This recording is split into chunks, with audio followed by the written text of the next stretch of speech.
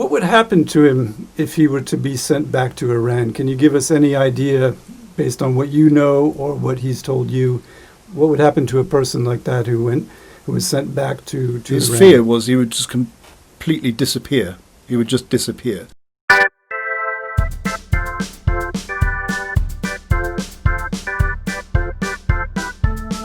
So today we're talking with our pastor, Ben Harding, and he's going to tell us very briefly about a trip that he took. Now, this trip initially was to Sweden, That's right, yep. but you didn't end up going just to Sweden. No. Where did you go, actually? So we arrived in Sweden initially for a conference on refugee work, and so it was looking to network people together who were serving refugees, particularly across Europe. And so we went initially for the meeting with the refugees, and that was the conference. But we nipped across the border into Denmark to meet up with somebody who we'd heard about was in prison in Denmark. Okay, so can you tell us a little bit about this person who was in prison? How did you meet him?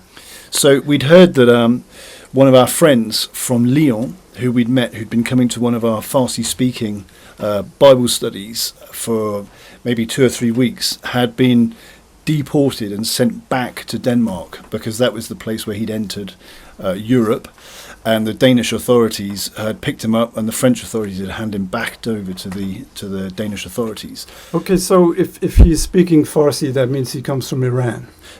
Doesn't have to, but yes, this was the case with this guy. He was an Iranian.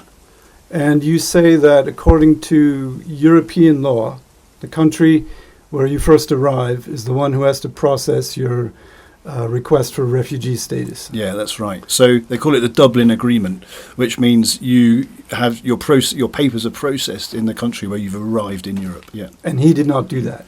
No, so he'd been in Denmark, and he'd spent some time in Denmark and had spent some time in a refugee camp, but had been released from that camp and had used that opportunity to cross the border and come into France. And the story goes, he went one day to the police station in France, in Lyon, because he'd been requested to go and check in, which he had to do on a regular basis. And he went there and he cycled to the police station.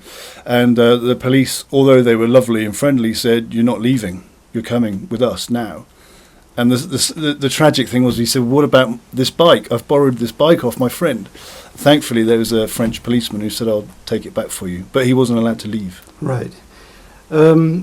What else can you tell us about this person? So we'll not, so as not to reveal his name, we'll just call him Jay. Yeah. For now, what else can you tell us about him? Why did he leave Iran, and why was he asking for refugee status?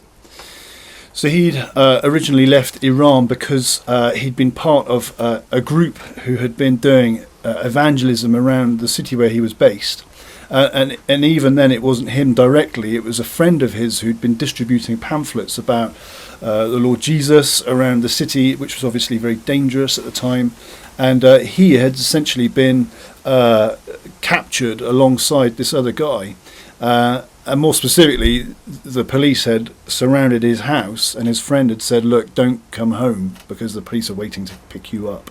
So he'd at that point left because he knew he was in trouble. And I guess it must have been a difficult trip to get to Denmark. Yeah, absolutely. Yeah. Okay. What would happen to him if he were to be sent back to Iran? Can you give us any idea, based on what you know or what he's told you, what would happen to a person like that who was sent back to Iran? His fear was he would just completely disappear. He would just disappear, and his fear was because it was because he'd been sent back to Iran from Denmark, and it was an official, almost transaction.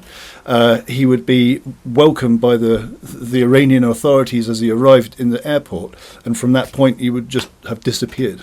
And that was his fear, because he knew that the authorities knew that who he was and why he'd been away and why his papers had been rejected, and he was fearful that it would be a very public return to Iran, in a sense in disgrace, and that he would just disappear.